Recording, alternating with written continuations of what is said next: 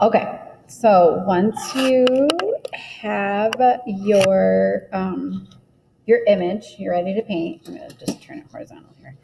Um, you're gonna lightly sketch out your reference. I sketched a little darker just so you could kind of see what I was doing on the camera because the camera doesn't show up very well. But very lightly, you're only sketching in the larger areas of color. Okay, don't try to draw all the details. This is watercolor. It does not cover very well. Okay, so just lightly sketch in the main areas. That's all you need to do. Then, for this project, what we are going to actually use is the tubed watercolors. These look a lot like the acrylics. You'll have to ask me for them when you're ready because I put them in the cupboard, kind of hidden away. So they work just like the watercolors in the pan, and there's absolutely nothing wrong with using the watercolor in the pan as well because you're going to want to supplement a little bit. But the nice part about these is you can make your own colors. So you're not, you have a little bit more options. Sorry. Okay. So they're much smaller than the acrylic paint. You only need a tiny, tiny bit. It's still watercolor. A little goes a long way. All right. Okay. So if I'm getting ready here first, I'm first going to wash in my background. The majority of my painting is green, so I'm actually going to do kind of an orangey, I think we're going to do like an orangey background. Okay.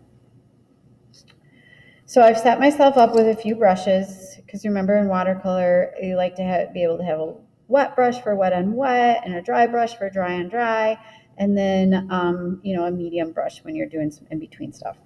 So right now I'm going to mix up a red.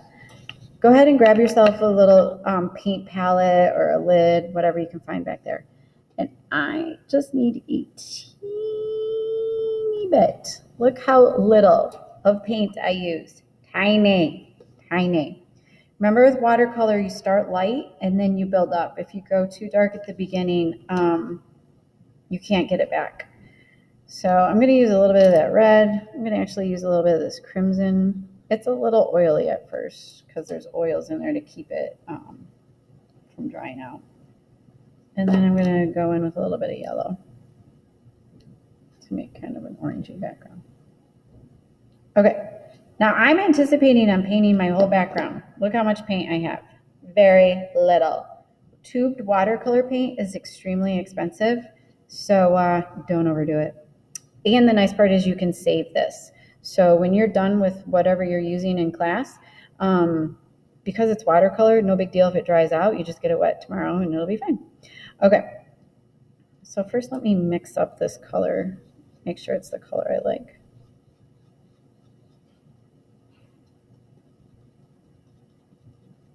I'm actually going to add a little more yellow to that. Little goes a long way. Okay. Now for the background, because I'm just trying to cover a large area of space. Oh yeah, that's better. I'm going to do a wet on wet. So I'm rinsing off my brush to get some of that extra paint off here. And now what I'm going to do is okay, I thought I rinsed off my brush. I'm going to paint with water, but obviously you can see I did not rinse out my brush very well. Anywhere, obviously I touched my paper because I have, there's a spot there that won't cover. I must have had lotion on my hands. So right here, I want this space right there to be my background. So I'm going to do a little wet on wet. Remember, this is why you should have your page taped down. I'm working in my sketchbook, so it won't crinkle quite as much, but you should tape yours down because you could see how immediately my paper started to crinkle. So I'm trying to do a nice wide wash of color for my background areas. And that's what you need to do first, is you need to go through here and your background, do wet on wet to get a nice wash of color. Don't worry about it. You can see a little bit. I've kind of over, the water's kind of gotten too close to my leaves.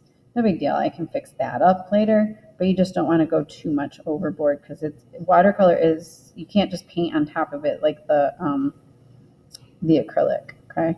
So I'm just wet on wet, getting in my big areas of background. Now I can always go back over this later if I want a little bit more of an intense background, but for now, this is what I'm starting with, okay? All right, so you're gonna do that. And then unfortunately, you're gonna have to let it dry before you start in on details. Otherwise, you'll just get a big, like, runny mess, okay? So work on your background, that's your first step. And then you're likely gonna have to let it dry. Your background, you can make it a solid flat wash, kind of like what I'm doing, or like maybe you want to try a little bit of some of those bleeding techniques we tried. Maybe you want to put, make it go from dark to light and put a gradient in. Those would all be very interesting ideas. Your choice. The background is kind of, you get a little time to experiment. But the important part is you don't want the background color to detract from your objects. So really make sure you're choosing something that's going to enhance and not camouflage or not clash. So think about that when you're picking your colors, okay? All right.